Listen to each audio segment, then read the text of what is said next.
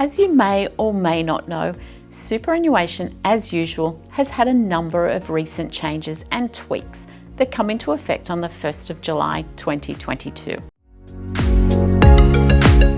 It is important for everyone to be aware of these changes, as superannuation is your wages in retirement.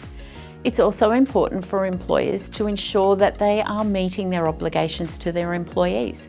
Mistakes can be expensive, with penalties, interest and charges being applied when you have not met your legal obligations to your employees. For employees, it is important to be aware of what you're entitled to and to keep an eye on your superannuation. Ignorance is not bliss, and being aware of your super may mean the difference between you having a comfortable retirement and one that is not quite as comfortable.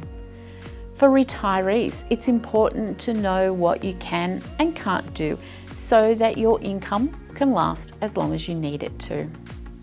So, what are these changes? Well, there's been an increase in the super guarantee percentage. So from the 1st of July 2022, super guarantee contributions will increase from the current rate of 10% to 10.5%. Employers are required to contribute this additional payment into their employees' super funds for any pay runs processed on or after the 1st of July 2022. The super guarantee will continue to increase each July until it reaches 12% in 2025. A reminder for employers that super needs to be received by your employees' fund prior to the 28th day in the month after the quarter ends. Those quarters, of course, are March, June, September and December. Employees should also ensure that they check their super has been received by their fund. If not, you should talk to your employer as soon as possible.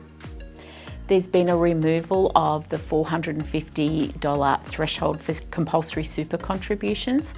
So up until the 1st of July 2022, if an employee earned less than $450 per calendar month, there was no obligation for the employer to contribute to superannuation on that employee's behalf. That was one of the many factors behind the lowest superannuation balances of women, who often return to the workforce on a part-time basis, and employees who held a number of casual jobs. Under the change, from the 1st of July 2022, employers will now be required to pay superannuation for all employees, regardless of their monthly wage. It is important to remember, though, that if you are under 18, your employer does not have to pay superannuation unless you work more than 30 hours a week. There's been an expanding of the downsizer contribution scheme.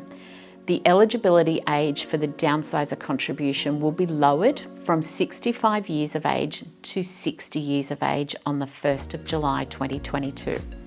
The downsizer contribution allows eligible people to sell their home and to make a one-off contribution into their superannuation of up to $300,000. The advantage of the downsizer contribution is that it does not form part of your concessional contribution cap, and it will not affect your total superannuation balance until it is recalculated at the end of the financial year. Couples can add $300,000 each to superannuation as long as both are eligible, of course. There are some strict rules, however, around your eligibility to make this contribution to your superannuation fund. I've attached a link to our downsizer contribution scheme fact sheet below if you want to know more about the scheme. There has been a removal of the work test for people aged between 67 and 75 years of age. So from the 1st of July 2022, anyone aged between 67 and 75 will no longer have to satisfy the work test in order to contribute to their superannuation fund, provided, of course, that their fund balance is less than 1.7 million. Currently, this is 1.6 million. So what is the work test? Well, the work test is where a person over the age of 67 years needs to satisfy that they were in paid employment or self-employed for a minimum of 40 hours over a consecutive 30-day period in the financial year. unless they met one of the exemptions, of course. If they met this work test, they were able to contribute to their superannuation.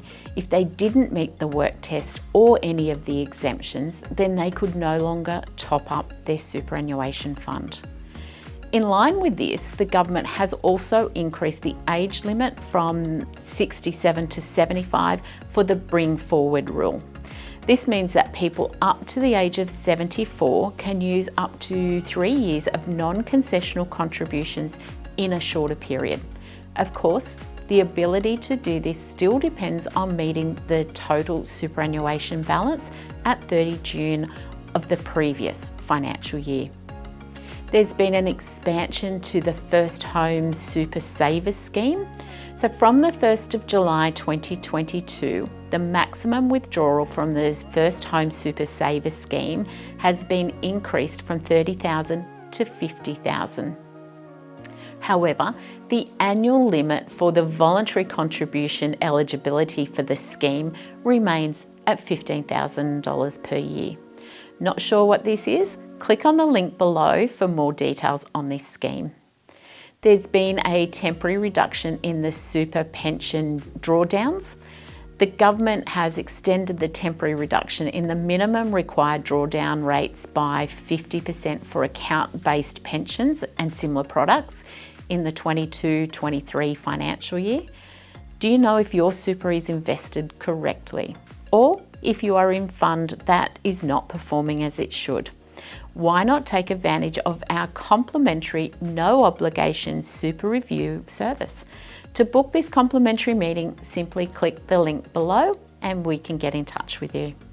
Of course, if you need more information on anything discussed in this video, please get in touch with our office.